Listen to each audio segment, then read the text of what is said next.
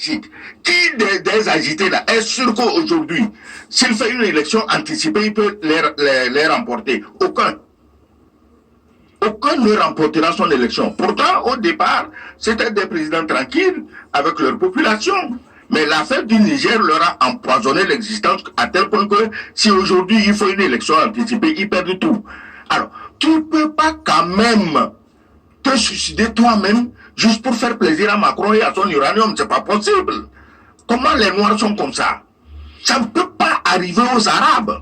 Non, pardon quand même, grand frère. Non, mais vous savez, on va pas rentrer dans cette polémique, mais les pays arabes sont en train de regarder la Palestine s'enfoncer depuis 40 ans sans avoir bougé le... Laisse-moi finir, j'ai pas fini. Je dis ça ne peut pas arriver ni aux Arabes, ni aux Vietnamiens, ni aux Chinois. C'est aux Noirs que ça arrive. Regardez, ils ont laissé tuer Kadhafi. Ils étaient là, on a tué Kadhafi. Et voici les conséquences. Les mêmes sont en train de cotiser des soldats pour aller détruire le Niger sans savoir que cela va rejaillir sur leur propre pays. Si vous aimez vos populations, vous ne pouvez pas faire ça. Vous avez l'argent, vous avez des jets privés, à la moindre alerte, piam, vous êtes partis et les populations sont restées au pays. Mais c'est pas normal. Oui, mais mettre ça en droit, comment ça s'appelle? Vous avez donné des exemples fort intéressants, mais moi je prendrais celui du Burkina Faso, où il y a eu 1 ou 2 coups d'État. Nous avons connu les mêmes situations.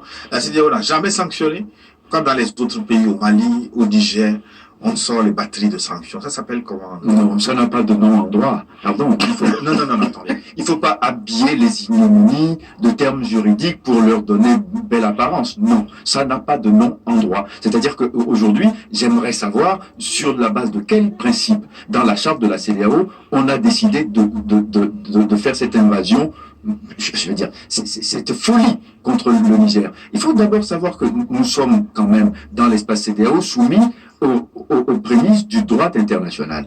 Et la seule instance qui peut décider par résolution de l'invasion d'un pays en temps de paix, c'est l'ONU. Oui, le Conseil de sécurité. Le Conseil de sécurité, c'est la seule instance. Alors, l'ONU n'a même pas eu à se prononcer. On lui a pas demandé son avis, mais on a décidé au sein de la CEDEAO de faire quelque chose qui est en infraction avec le droit international. Mais pourquoi la CEDEAO, j'ai dit la CEDEAO, le Conseil de sécurité ou l'ONU n'a pas déjugé la CEDEAO sur mais parce que l'ONU est quand même une institution qui est organisée et on ne traite pas des sujets comme ça à la volée. Le secrétaire général, il peut s'exprimer généralement sur les sujets, mais quand il s'agit de prononcer une sanction, il y a un processus.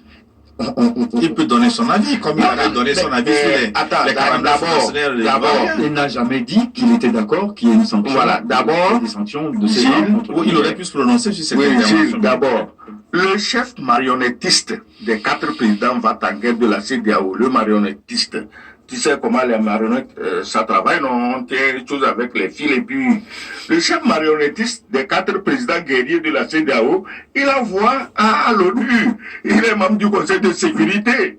Donc, là-bas, le Conseil même peut décider tout ce qu'il veut. Il pose son droit de veto et puis c'est fini. Maintenant, c'est les marionnettes. Comme eux, elles autres ne se rendent même pas compte dans quoi elles se sont mises. Elles sont toujours en train de danser. Ah, l'attaque de Niger, ça continue et on n'a pas fini. Mais le général qui parle, je ne l'ai pas écouté, le général nigérien qui parle, mais s'il était un général sérieux, il allait se poser des questions. Quand l'affaire a commencé, quand les chefs d'État sont allés à Abuja, mais les politiques doivent faire la politique. Les diplomates doivent faire la diplomatie et on doit laisser la guerre aux militaires. Est-ce que tous ces vieux ronflants à Abuja, est-ce qu'ils se sont d'abord demandé qu'en pensent nos armées? Non. C'est après on dit on va faire une réunion des chefs d'état-major à Accra. Quand ils ont fini de dormir, ils se sont réveillés. Chacun se débrouille pour voir quel rêve il a fait. Et puis tous ils voient un rêve qu'ils sont en train de conquérir le Niger. Le Niger n'est pas conquérable. Si le mot existe, il ne peut pas conquérir le Niger. Beaucoup d'entre eux vont perdre leur pays, beaucoup vont perdre leur pouvoir à force de s'entêter à vouloir conquérir le Niger. Oui, mais je le dis et je le répète. Ça ne peut pas être sous forme d'une intervention classique.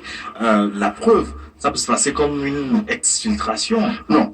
Le problème n'était pas Bazoum. Bazoum, ils ont même envie de le voir mort. Parce que en exfiltrant Bazoum dans un hélicoptère, ils savent que quand l'aviation malienne burkinabé ou nigérienne va voir ces hélicoptères, c'est missile, 2 missiles, c'est fini, c'est une boule de feu qui tombe. Donc eux, dans ce coup-là, ils veulent faire d'une pierre deux coups. Avoir l'occasion d'écraser Niamey sous les bombes et en même temps éliminer Bazoum qui risque de parler parce que aujourd'hui les accointances de Bazoum avec les terroristes ne sont plus à démontrer. Bazoum dira un jour de qui recevait les ordres et de l'argent pour payer les terroristes.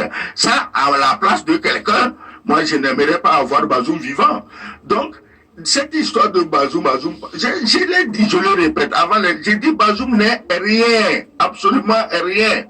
Kadhafi, qui était le président le plus riche, le plus craint, le plus généreux envers nos États, mais les Blancs, ils l'ont tué sans état d'âme et ils prennent son pétrole gratuitement. Bazoum n'est rien, on veut l'uranium, on ne veut pas Bazoum.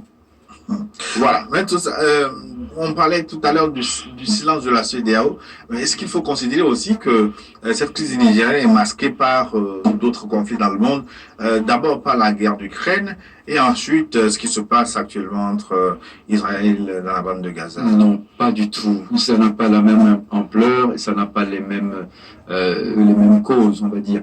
Non, la crise du Niger, elle est artificielle. Elle a été créée par les remous de quelques hommes politiques en perte de bon sens. C'est tout. Parce que là, on est en train de mener des logiques au péril du bon sens ordinaire. J'aimerais que quelqu'un nous donne une seule raison pour faire la guerre au Niger et à ce moment-là, on débattra. Il n'y en a aucune quand on met en comparaison le cas du Gabon, du Niger, du Burkina Faso. On l'a dit tout à l'heure, il n'y a aucune raison d'aller s'en prendre au Niger. Donc les événements du Niger ne constituent en fait un fait d'actualité que par les petits remous, les petits remugles qu'il y a de temps en temps. Donc si le CNSP n'avait pas fait cette sortie il y a 3 jours, on ne serait pas ici en train de parler du Niger. On parlerait certainement d'autre chose. On parlerait plus probablement de Gaza. Parce que là, il y a au moins quelque chose qui se passe. Vous savez, l'histoire, elle se fait avec 2 choses, les mœurs et les événements. Là, ici, à Gaza, nous avons l'histoire des mœurs et des événements. Donc, alors qu'au Niger, il n'y a même pas d'événement. On est en train de créer l'événement en imaginant des choses. Aussi bien la CEDEAO a imaginé des sanctions qui sont complètement ébouriffantes. Là aussi, la junte est en train d'inventer des invasions qui sont, pour dire le moins, rocambolesques. Non, il faut... Oui, mais vous parlez d'invention, mais la junte aujourd'hui, où le CNSP a quel intérêt à inventer cette... Mais elle a intérêt, parce que justement, comme on l'a dit tout à l'heure, comme elle ne sait pas quoi faire de son coup d'État, elle est en train de chercher, elle aussi, à justifier. C'est le moment de mobiliser la population autour d'axes forts. C'est le moment de dire au peuple que nous avons un combat à mener parce que nous avons pris le pouvoir pour vous le restituer dans de bonnes conditions. C'est le moment de faire, à la limite, de la propagande idéologique. Comme ils sont en panne idéologiquement, ils inventent des histoires comme ça. Non, je ne dis pas qu'ils inventent. Il ne peut pas le faire. Tiani, il est quand même trop sérieux pour se livrer à ces petites manipulations d'apprentis politiciens. La tentative va certainement exister, mais c'est parce que eux-mêmes, ils l'expliquent mal. C'est ça qui fait émettre du doute sur leurs vraies intentions. Maintenant, quand vous parlez des guerres, Ukraine, Israël, Hamas, qui porterait, non. La guerre en Ukraine, c'est une guerre entre blancs, entre les peuples supérieurs. Et là, ils y accordent toute l'attention. Tous les médias sont mobilisés pour mentir. On n'a jamais trop menti quand il s'agit de la guerre en Ukraine. Aujourd'hui, même en Europe, là, des gens sont fatigués du mensonge des médias. Certains demandent même qu'on les ferme parce qu'ils en ont trop fait. En Israël et Hamas, on n'est pas ici. Pour ça, tout le monde sait ce qui se passe. Ne venez pas chercher dans ma bouche qu'est-ce qui se passe en Israël et Hamas. C'est l'anecdote que je veux vous ajouter, c'est qu'en fait, en 1947, quand on voulait créer un État pour les Juifs maltraités par les Allemands et les Français, on ne le dit jamais assez, c'est pas les Allemands seuls qui ont maltraité les Juifs, les Français les attrapaient pour envoyer aux Allemands.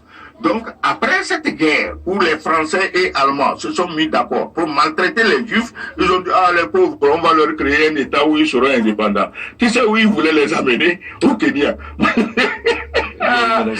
Certains ont parlé même du Togo. Madagascar aussi. Les Anglais étaient en Ouganda et au Kenya. Tu sais, c'est de vastes espaces habités par des girafes, des antilopes. Ils se sont dit, mais ça ferait très bien. Hein. Les Juifs, là, ils viendront ici, comme c'est des gens très intelligents, laborieux, industrieux, avec tous ces décors. Ce sera comme le paradis qu'on décrit, hein, où l'homme donne à manger aux lions.